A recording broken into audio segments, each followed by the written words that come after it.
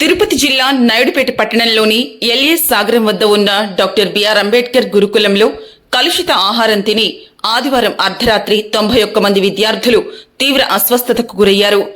వాంతులు, విరోచనాలతో తీవ్ర అస్వస్థతకు గురైన 91 మంది విద్యార్థులను నాయుడుపేట ప్రభుత్వ వైద్యశాలకు తరలించి చికిత్సలు అందిస్తున్నారు. గురుకులంలో విద్యార్థులకు శనివారం రాత్రి వండిన పూరీలను ఆదివారం ఉదయం పెట్టారని, అంతేకాకుండా మధ్యాహ్నం వండిన చికెన్ను రాత్రి కూడా పెట్టారని విద్యార్థులతో పాటు తల్లిదండ్రులు వాపోయారు. దీంతో విద్యార్థులకు రాత్రి నుంచి వాంతులు, విరోచనాలవుతున్నాయని విద్యార్థులు తెలిపారు. కొంతమంది విద్యార్థులకు మధ్యాహ్నం నుంచి అస్వస్థతకు గురవుతున్న గురుకుల ప్రిన్సిపల్ దాదా పీర్తో పాటు వార్డెన్ విజయభాస్కర్ సైతం అస్వస్థతకు గురైన విద్యార్థుల తల్లిదండ్రులకు సమాచారం ఇవ్వకుండా, విషయం బయటకు రానివ్వకుండా విశ్వ ప్రయత్నాలు చేశారు.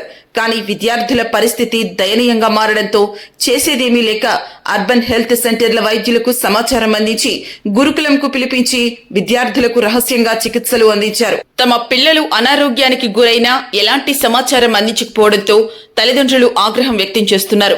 రాష్ట్రంలో డయేరియా కేసులు నమోదవుతున్న క్రమంలో అధికార యంత్రాంగం వ్యక్తిగత పరిశుభ్రతపై అవగాహన కల్పించే విధంగా చర్యలు చేపడుతున్నా క్షేత్రస్థాయిలో వాటిని పటిష్టంగా అమలు చేయకపోవడమే ఇందుకు కారణాలుగా కనిపిస్తున్నాయి. ముఖ్యంగా గురుకులాలలో ఇలాంటి సంఘటనలు జరుగుతూనే ఉన్నాయి.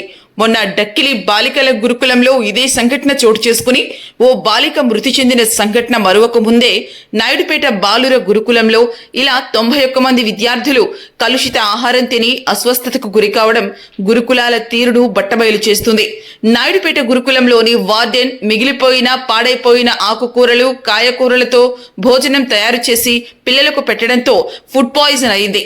దాదాపు 39 మంది విద్యార్థులు అస్వస్థతకు గురై హాస్పిటల్కు వచ్చి ఉంటే సూపరింటెండెంట్ డాక్టర్ చంద్రకళ కనీసం హాస్పిటల్ వైపు కన్నెత్తి కూడా చూడకుండా నిమ్మకు నీరెత్తినట్లు ఉండటం గమనార్హం.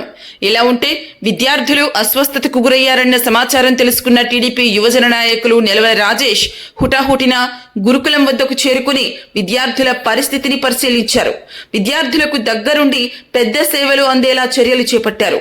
సొంత నిధులతో మందులు తెప్పించి విద్యార్థులకు వైద్యం అందించారు. పురపాలక సంఘ పరిధిలో రెసిడెన్షియల్ స్కూల్ నందు దాదాపు 881 మంది పిల్లలు ఉన్నారు. ఇందులో ప్రజెంట్ 575 మంది ఉన్నారు. ఇందులో దాదాపు 85 మంది వరకు డయేరియా రావడం జరిగింది. ఈరోజు సాయంత్రం మాకు వచ్చిన వెంటనే మెడికల్ టీంలందరినీ ఇక్కడికి పిలిపించి ఇమ్మీడియట్గా శానిటేషను ప్లస్ డ్రింకింగ్ వాటర్ కూడా శాంపిల్స్ తీసుకొని టెస్టింగ్ పంపించడం జరిగింది.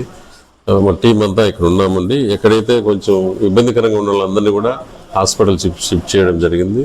ఇక్కడ క్యాంప్లో డాక్టర్లు ఇద్దరు, మెడికల్ టీము, మొత్తం మా మున్సిపాలిటీ సిబ్బంది, రెవెన్యూ అందరూ కూడా కలిసి మేము ఇక్కడే ఉంటున్నాము. ఏ ఇబ్బంది అయినా సరే మా గౌరవ కలెక్టర్ గారు, గౌరవ ఎమ్మెల్యే గారి ఆదేశాల మేరకి ఇక్కడే ఉంటున్నాము. ఏ ఇబ్బంది అయినా సరే వెంటనే తిరుపతికి షిఫ్ట్ చేస్తానికి సిద్ధంగా ఉన్నాం. ఎక్కడ కూడా ఇబ్బందికర పరిస్థితులు అయితే ప్రస్తుతానికి ఏం లేవు. ఎందువల్ల ఈ కార్యక్రమం జరిగిందనేది డ్రింకింగ్ వాటర్, ఫుడ్ అనేది శాంపిల్స్ రిపోర్ట్స్ వస్తే తప్ప చెప్పలేం. అన్నిటికీ మేము సిద్ధంగా ఉన్నామండి, ఇబ్బంది లేదు. దీని గురించి డాక్టర్ గారు కూడా కొద్దిగా మాట్లాడారు. రెసిడెన్షియల్ స్కూల్లో మనము ఈరోజు నైట్ 8:30కి as per the instructions of DMHO sir మాకు ఇంటిమేట్ చేస్తున్నారండి ఇక్కడ డయేరియా అవుట్బ్రేక్ అయ్యిందని. So as per the instructions of DMHO sir మేము ఇక్కడ రావడం జరిగింది. సో ఇక్కడ మొత్తం 89 మెంబర్స్ ఎఫెక్ట్ అయ్యి ఉన్నారు డయేరియా ద్వారా. సో 89 మెంబర్స్లో మనం ఇన్ హౌస్లో మనం 24 మందికి ఐవీ ఫ్లూయిడ్స్ ఇవ్వడం జరిగింది. అలానే 28 మంది పిల్లల్ని సిహెచ్సి నాయుడుపేటకి రెఫర్ చేయడం జరిగింది. సో అందరూ ప్రస్తుతానికి అయితే అందరూ స్టేబుల్గా ఉన్నారు. అలానే మనము ఇక్కడ ఉన్న వాటర్ శాంపిల్స్ని టెస్టింగ్కి పంపించడం జరుగుతుంది. ఆల్రెడీ సేకరించినాము. టుమారో మార్నింగ్కి అది రిపోర్ట్ ఇవ్వడం కూడా జరుగుతుంది. అలానే ఫుడ్ శాంపిల్స్ కూడా తీసుకుంటున్నాము. సో అది కూడా చేస్తాము.